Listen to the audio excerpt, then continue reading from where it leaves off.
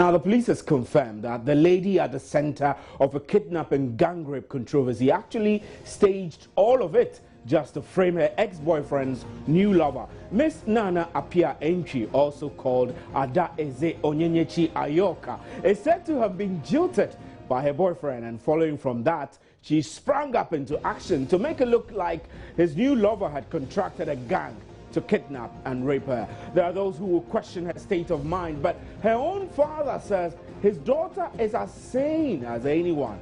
Already on social media, she has become the focus of scorn and vilification. But could it be she's actually in trouble and needs help? So who is Ada, and how can we explain what has happened in the context of law and society? This is today's big story with me, Stephen Enti.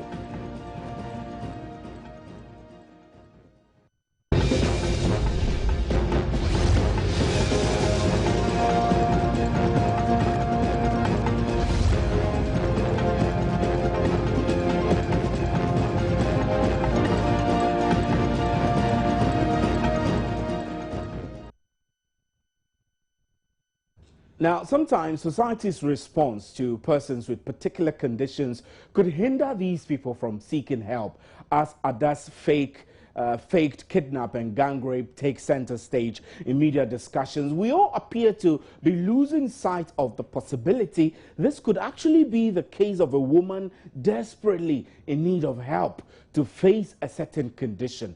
What could this condition be? How are her employers reacting to this new development? Will she have her job when she's out of hospital? Well, let's first watch an exclusive interview we had with Greater Accra Regional Police Public Relations Officer ASP Ifiatenge. We understand that you have picked up one Nelson Williams at the Bosokai. Yes, it is true.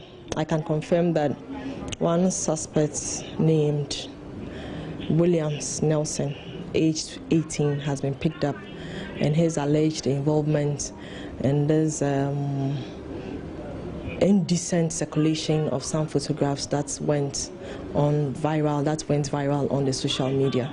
So we have arrested him, and there are more developments to that issue. But on what basis was he arrested?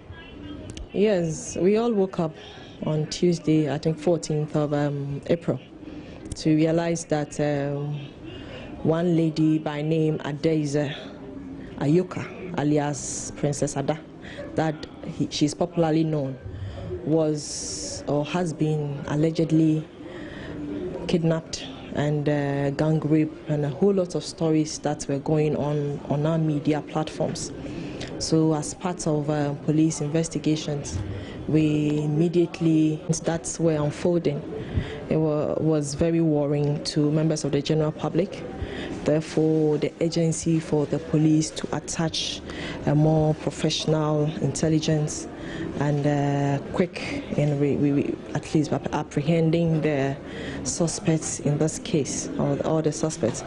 And we were fortunate that that particular evening, this suspect, who is presently in our custody, Williams Nelson, was picked up that particular evening in his home or in his residence in Abosokai.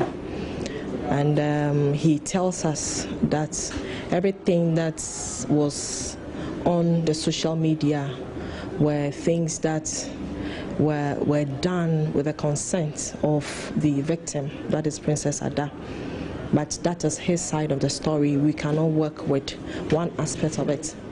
We have brought the victim in this case, that is Princess Ada, for her to gain her mental stability, to be able to help us with more issues or more answers to what is presently unfolding. Well, I'm also hearing that the suspect you picked up, William Nelson, is saying he's denying the fact that they sexually assaulted the lady at the center of this controversy. How true is it?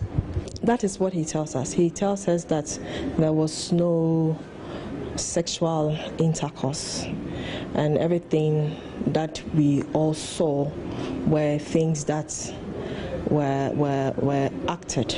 That is what he says. And what has this suspect that you have in your custody been telling you about the nude pictures of the lady at the center of this controversy?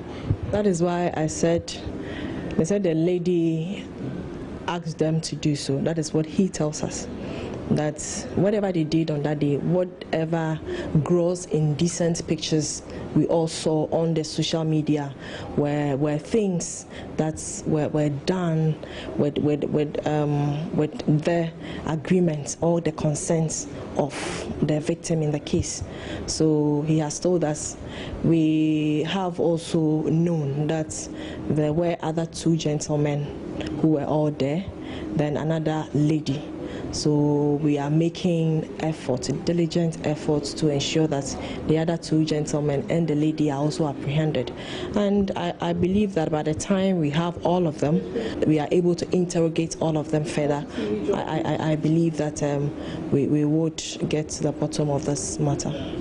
And I also hear that all this was done just to implicate a lady who's believed to be the lady who's at the center of affairs, ex-boyfriend's current girlfriend.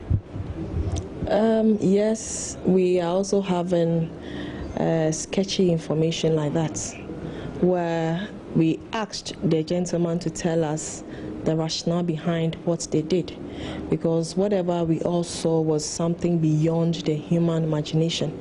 But he tells us that Ada was the mastermind of this whole scene. However, we believe that if we are able to speak to the victim in this case, probably more issues may come up.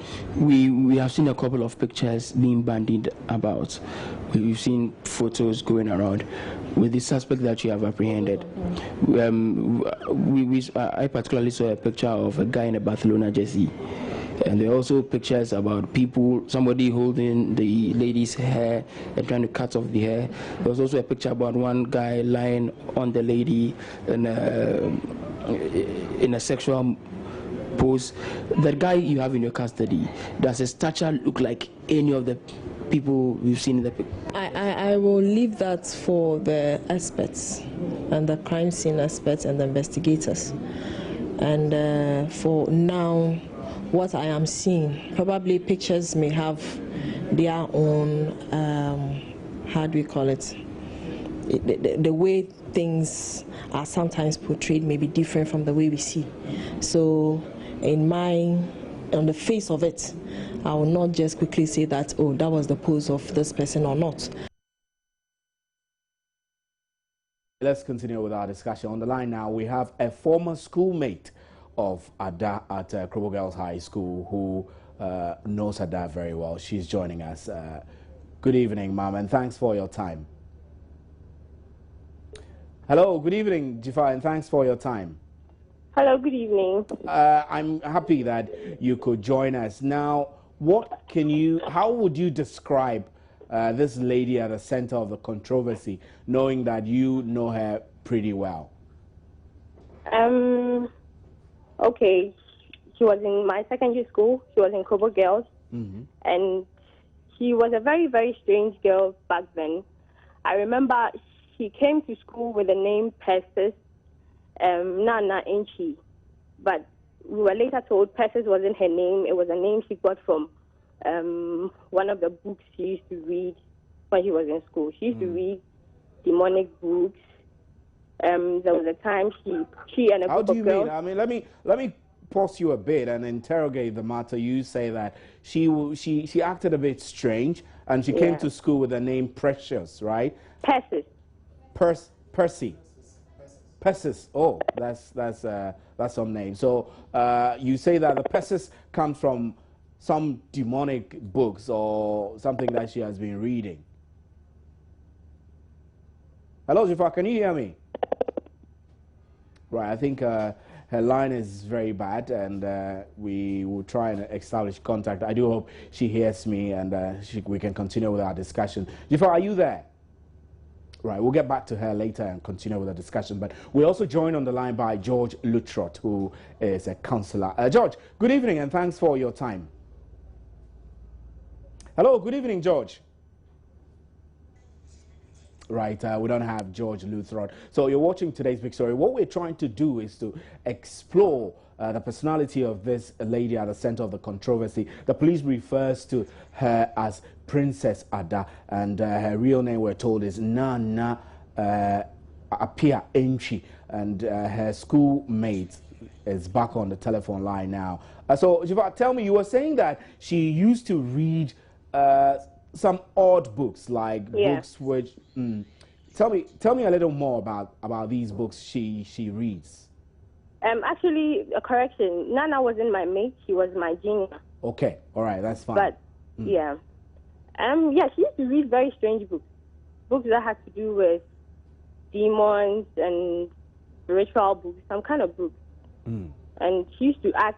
I remember some time ago she was asked why she behaves like that, and she said it was because of the things she read from the books that made her do the things she used to do. Right. So, what courses did she take whilst in school? I know you just told us that she was your junior, but you possibly know what courses she took, right? Yeah, I'm not sure of the course she came to school to do, but she didn't stay in one class. There were times she was in an arts class. There were times she was in a home economics class, and she was noted for the not so okay girl. Not so okay. Yes. I realize that you're being cautious with the description of her. Are you worried that possibly after granting us an interview, she could come at you in a way? Yes, I am. I am. Why? Why that fear? Because this is somebody who will do anything to get what I don't know what she wants. I don't know if it's attention or I don't know what it is she wants, but I think she's somebody who will do anything to get what she wants. Are you aware whether she completed her studies or... No, she didn't finish. She dropped out of school. She was dismissed? Yes. Were you told... so were you there at the time she was sacked, or you had completed and left? I had completed and left. But you heard that she was dismissed? Yeah, and I have spoken to a few of her friends, and they confirmed she was sacked. She was sacked when we left. But were there reasons given for which she was sacked? Yes. She would run from school to go to... There was a time she went to Pope John to sleep there, and then she went to the science lab to get some chemicals, and she poured those... It was an acid. She poured them into the school's poly tank for students to use. She was a thief. She was a strange girl. Right. These are very weird descriptions that you recall of her in school. So knowing her from school and hearing or following the news of what happened to her, and the fact that we all don't know whether she's mentally sound or not, because the police is yet to get her into a sane situation. They can interview her. But hearing what you're hearing about her in the news now and comparing to the lady you knew from school, does it surprise you? No, I'm not surprised. Not a surprise at all? No, at all. And you think she could be making it up? Yes. I think so. Right. Because this was somebody who was... Hello? Yeah, I'm listening. I'm listening. Yeah, this was somebody who was... Hello? Yeah, I'm listening. I'm listening. You're talking. I'm listening. I can hear you. Can you hear me? No. Right. Hello? Yeah, I can hear you. Can you hear me? Yes. Right. So you are saying that this is somebody who did what? This was somebody who was ready to go any length to destroy the school. I don't know what she wanted, what she was hoping to achieve, but she poured acid in the school's poly tank for students to use. That's very dangerous. I mean, she could have eliminated all of you in school at the time. So that particular thing she did, I think this girl is capable of anything. Anything, right. Jifa, we'll have you hold, and we'll continue with our discussion. But on the other telephone line, we have George Luthrot, who is a counselor. Mr. Luthrot, thanks for joining us. Thank you for having me. Now, we will be grateful if you could speak a bit louder. We're not hearing you clearly. Right, I think we lost George Luthrot, but George Luthrot is a counselor, and before all the news broke, he did mention that all of this was a drama. So we will be exploring why he had that feeling or why he thought this could be a drama from the very onset, even before investigations now unveiled that indeed this is all of this is a drama. We still have the senior of Ada at Krobo Girls High School still on the line. If you're still there, I mean, I know that you're careful in telling us much about Ada while she was in school, but you are telling us that Ada was none of her names when she was in school, right? Hello? Hello? Yeah, hello? Can you hear me?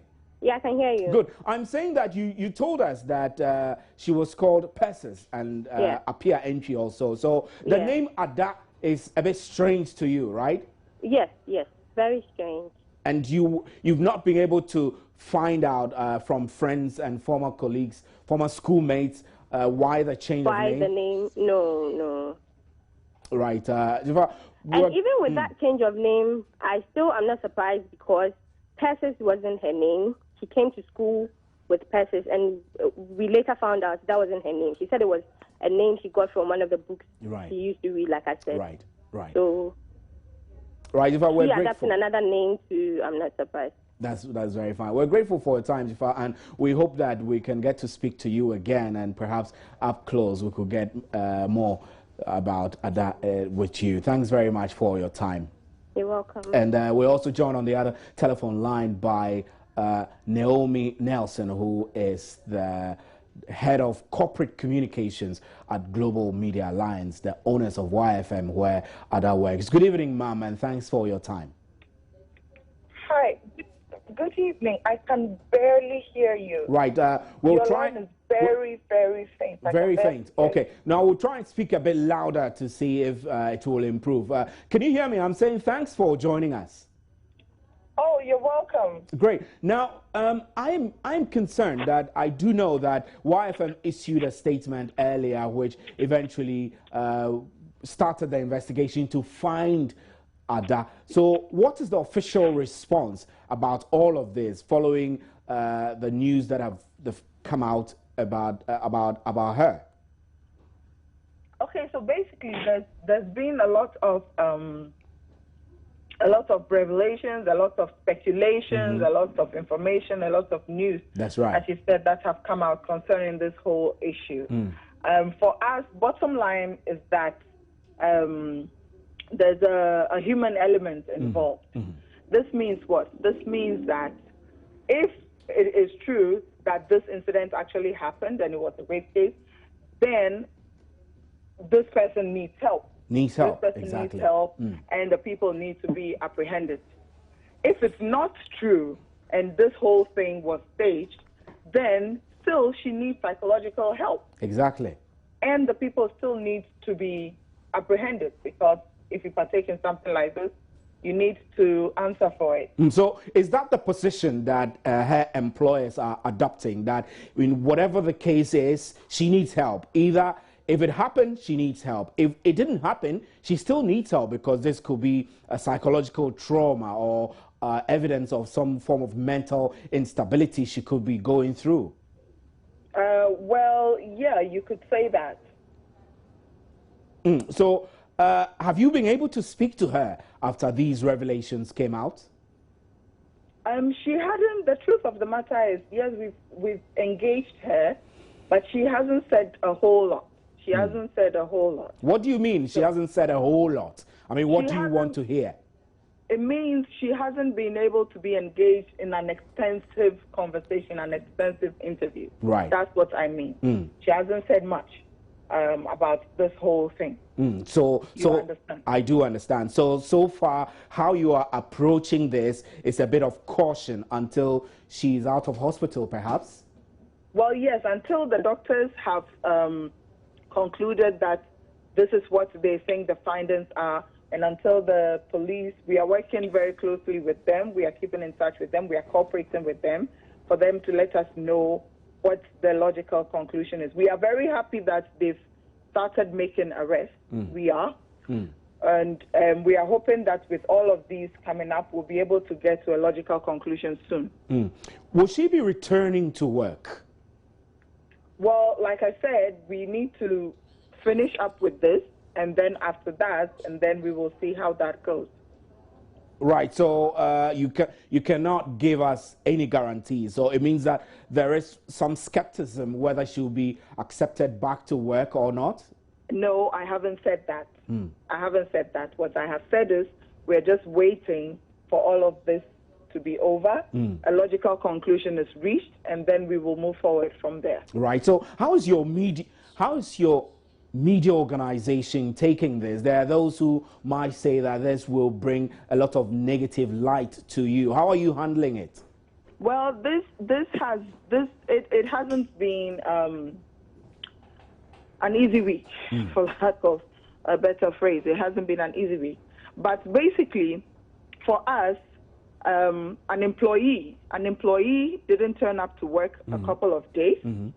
We inquired after her to find out where she is. We weren't able to reach her. We were able to reach her next of kin, her guarantor, and then we reported to the police, okay, this woman hasn't been cited for the last couple of days.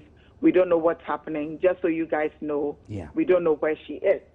That, I believe, is the procedure. We've gone through all of that. After that, these images start coming up, and as any responsible employer, we got worried because she's one of us. We have gone out there, asked for people to help us find her. She has been found. She's been brought to the hospital. We have been supportive. We have helped her in all of this. And after that, other developments have come up. So I'm not sure how the company would be held in any kind of negative light. Because that's right. We've been supportive. We've gone through the procedures of doing exactly what should be done, and maybe even gone the extra mile. So I'm not sure how the negativity will even come in. I'm not sure how it's coming in. So. Right. We're grateful for your time, Naomi, and thanks very much for. And we wish you the best, though, because I am sympathetic to her situation. And if I was an employer like you are, I would ensure that she gets the best of care and treatment and possibly return to work in whole. Thanks very much. And we get on to the other telephone line. George Luthrot is back online. Mr. Luthrot, good evening. Good evening, Bob. The line was bad earlier, but I was saying that before all the news broke, you mentioned that this was all drama. What made you suspect this earlier?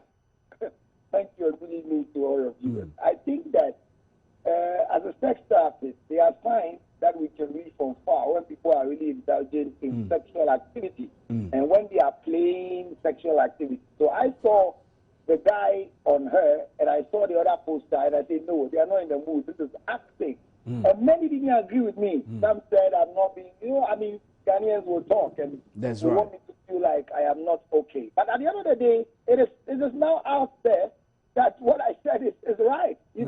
Unfortunately for me, the lady in question, I've met her before. I've met her before. In which capacity did you meet her? I met her, I ran the show at Takrady in 2012 called the Last Talk Show, and she was then at Melody FM. That's right. So she was a producer to one lady called Valerie. So Valerie did an interview, and after my interview, we became so good, she attended my thing and kept on asking several questions, which means that she has a lot of issues that we have to, deal with after the show. After the show, we had an after party at a nightclub. She was there. And one of the things that is really fascinating was that others in the nightclub really began to misbehave. I was not the nightclub type, but she was rather the savior for all those who misbehaved and really took care of the people. She was too good, too normal to find such an act out of her. But within the program, she asked so many deep questions, which was a bother. And she said she needed time to deal with her relationship. You understand? Yes, so I do. When this thing came up later, I started recollecting 2012, myself and my boss, Yasechi, the chief executive of Bright Multimedia, they powered that show at Takrady. And this, as we were discussing, it's the same as that girl who was so cool, so good. She produced the whole interview in Melody FM. So when I saw this, I was not getting worried. But if it was staged, what was it? She has a lot of relationship issues.